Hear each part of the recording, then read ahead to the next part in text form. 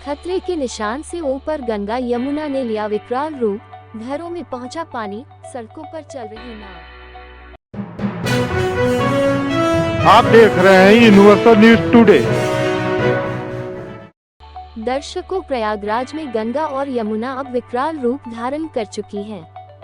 खतरे के निशान को पार कर लगभग 3.5 लाख की आबादी को प्रभावित कर दी है। जनपद के 77 गांवों के साथ ही शहर की 59 बस्ती बाढ़ से घिर गई है। शहर और गांवों के 16,000 से ज्यादा घरों में पानी घुस गया है तो 65,000 के करीब लोग अब तक बेघर हो गए हैं। जनपद में 16 बाढ़ राहत शिविरों में 7,000 से ज्यादा लोग शरण लिए हैं। बता दें कि रविवार को गंगा और यमुना का जल स्तर खतरे के निशान से 70 सेमी ऊपर हो गया। पिछले 24 घंटे में गंगा का 81 सेमी तो यमुना का 84 सेमी जल स्तर बढ़ा है। चंबल, केन और बेतवा नदियों में पानी आगरा और हमीरपुर में भले ही कम होने लगा है, मगर बांदा के अपस्ट्रीम में अब भी बाढ़ के हालत है। गंगा और यमुना में रविवार सुबह लगभग 18 लाख क्यूसेक पानी आ रहा है। अभी जल स्तर और भी बढ़ने की आशंका है। प्रयागराज में बाढ़ का कहर बस्तियों पर बरपने लगा है। गंगा व यमुना के तटीय इलाकों में घरों में पानी घुस गया है तो सड़कें व गलियां जलमग्न हो गई हैं। बाढ़ प्रभावित क्षेत्रों में जिला प्रशासन की ओर से एनडीआरएफ व एसडीआरएफ की 8 टीमें उतार दी गई हैं। इसी तरह जल पुलिस के साथ ही पीएस बड़ी बाढ़ राहत की पूरी कंपनी लगा दी गई है। कुल 8 टीमें पीएस बड़ी व जल पुलिस की लगाई गई हैं। ये टीमें शनिवार रात भर बाढ़ में फंसे लोगों को रेस्क्यू की हैं। घरों में फंसे लगभग 600 लोगों को बाहर निकालकर सुरक्षित स्थानों पर पहुंचाया गया है। एनडीआरएफ समेत सभी टीमों को 36 मोटर बोट दी गई हैं। इसके अलावा शहर के विभिन्न मोहल्लों और तटीय क्षेत्रों के गांवों में 162 नावें लगाई गई हैं, जिससे लोगों को बाहर निकालकर सुरक्षित स्थानों पर पहुंचाने का कार्य किया जा रहा है। आपको बता दें कि बाढ़ से शमशान घाट जलमग्न हो गया है, जिससे सड़कों पर दाह संस्कार किए जा रहे हैं।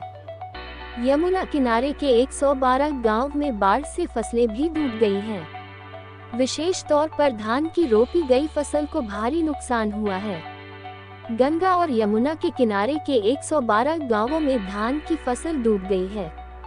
जिला प्रशासन ने कृषि विभाग नुकसान के आंकलन के निर्देश दिए हैं। धान की फसल के अलावा गंगा और यमुना के तटीय क्षेत्रों में सब्जियों की फसल को भी भारी नुकसान हुआ है। पिछले 3-4 दिनों से सब्जियों की फसल पानी में डूबी है, जिससे आशंका जताई गई है कि ये फसलें सड़ जाएंगी। डीएम मनीष कुमार वर्मा के निर्देश पर बाढ़ राहत शिविरों में एडीएम स्तर के वरिष्ठ अधिकारियों और नोडल अधिकारियों को तैनात किया गया है। शिविरों में किसी तरह की अव्यवस्था हुई तो इसकी ही जिम्मेदारी एडीएम की होगी। इसके लिए डीएम ने मातहत अफसरों को कड़े निर्देश दिए हैं।